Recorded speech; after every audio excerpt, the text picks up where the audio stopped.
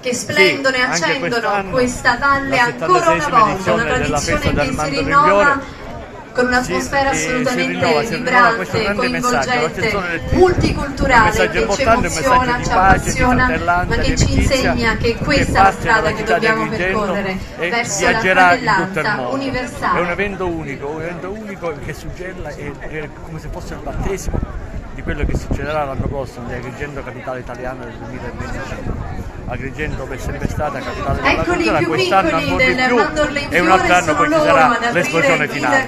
Ringrazio tutti coloro che hanno organizzato assieme a me questo evento, ringrazio le forze dell'ordine, ringrazio la Bulgaria e tutti gli altri volontari che hanno contribuito per la riuscita di questo evento in estrema sicurezza. Grazie. E a tutte le persone che lavoreranno nel silenzio, che lavorano nella parte del backstage di tutto questo, perché immaginate la portata di un evento del genere ha bisogno di una macchina organizzativa davvero importante e potente. Quindi grazie di cuore a tutti e a ciascuno, perché se ciò avviene con il massimo rispetto dell'ordine e della sicurezza è merito. I bambini vengono ogni anno qua per celebrare i sentimenti di pace, di amicizia e di fratellanza.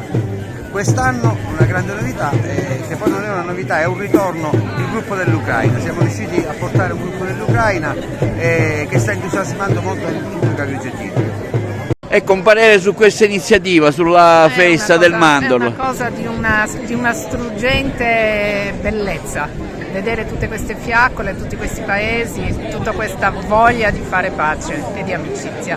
Il servizio. Ho trovato veramente una sorpresa bandiere inaspettata, questa sfilata di folklore, di cultura, di pace, di condivisione di valori che sono fondamentali.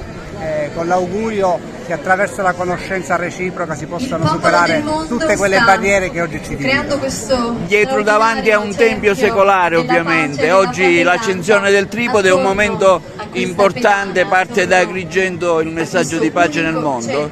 Un momento significativo, simbolico, siamo davanti al Tempio della Concordia ed è proprio quella concordia che manca in questo momento e ci auguriamo attraverso il gesto simbolico dell'accensione della torcia della pace da parte di tutti i gruppi, che si possa veramente sentire il bisogno della pace. Allora, una sagra che veramente è stata accolta molto bene nella città di Agrigento, c'è entusiasmo, c'è voglia di festa, c'è voglia di star fuori e questo abbiamo creato, tante occasioni durante tutta la settimana per far uscire la gente, veramente per accogliere soprattutto i nostri turisti. Da qui stasera parte un messaggio di pace, diciamo che ancora una volta dopo 76 anni la voglia è sempre quella, l'entusiasmo è sempre quella, la festa degli agrigentini e del mondo che torna ad Agrigento, che arriva ad Agrigento per lanciare un unico linguaggio, quello della pace. Non immaginavo una festa così bella, così partecipata da parte di tantissimi paesi del mondo, vederli tutti insieme in pace e in armonia è veramente molto piacevole, sono molto contento di essere qua. Comparire anche lei su questa festa, lei anche oggi è intervenuto anche un convegno sulla pace a San Nicola.